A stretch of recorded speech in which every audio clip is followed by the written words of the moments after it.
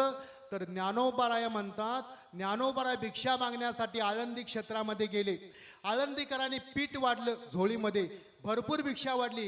ज्ञानोबारायने आनंद झाला, आज माझ्या मुक्ताला, आज माझ्या निवृत्तीला, आज माझ्या सोपानाला मी मांड करायला लावणार, आज मी चांगलं जेवणार. पण आनंदाचे जागी दुःख निर्मितोसी, काय रुसी केसी लीला तुझी.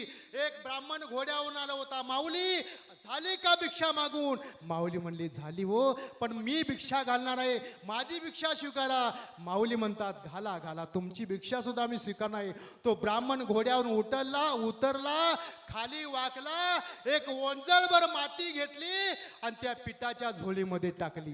माझ्या ज्ञानोबारांनी शाप दिला नाही, त्यासाठीच माऊलीचा अवतार आहे. माऊली काय म्हणते, दुरितांचे तिमिर जावो, विश्व स्वधर्म सूर्य पावो, जो जो वांचेल तो तेला हो प्राणी जात. मग तुकोबाराय ज्ञानोबाराय म्हणतात की त्या ज्ञानोबारायाने त्या ब्राह्मणाला पृथ्वीदानाचं पुण्य दिलं. पृथ्वीदानाचं बघा, माती दिली तर पृथ्वीदानाचं पुण्य दिलं. मग तुकोबाराय माऊलींना प्रश्न करतात, जर ब्राह्मणानं माती तुम्हाला दिली तर त्याला पृथ्वीदानाचं पुण्य प्राप्त करता, माझ्या सामान्य जनतेला, भक्ती करणाऱ्या भक्ताला पृथ्वीदानाचं पुण्य कधी मिळणार. तर तुकोबाराय म्हणतात जरूर मिळणार. ज्याच्या पोटी कन्या जन्माला आलेली आहे त्याला पृथ्वीदानाचं. मी सांगत नाही, सालंकृत कन्यादान,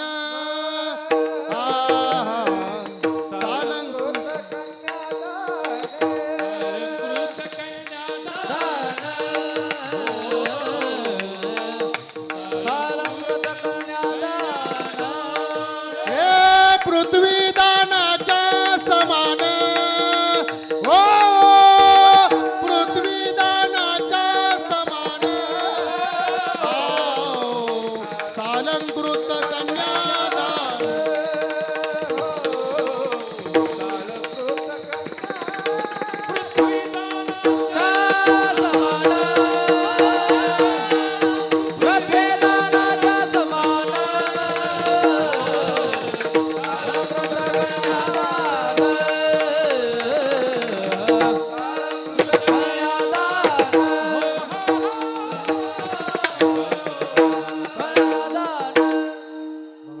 बाबाने तुम्हाला काय सांगितलं, पृथ्वीदानाचं पुण्य मिळेल.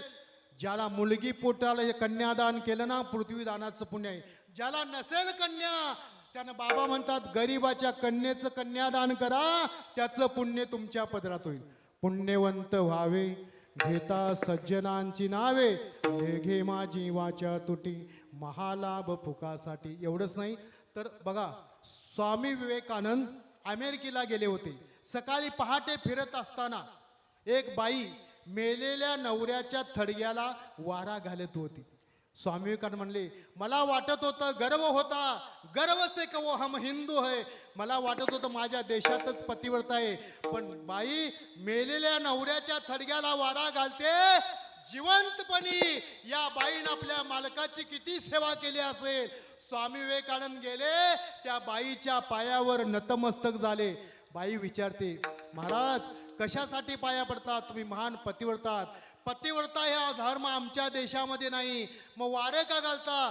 सांगतो म्हणते वारं का घालतो, कारण मेलेल्या नवऱ्याच्या थडग्याला वारा का घालतो, मेलेल्या नवऱ्याचं थडगं वाळल्याशिवाय दुसरा नवरा करण्यास परवानगी नाही, म्हणून वारं घालतोय म्हणतो.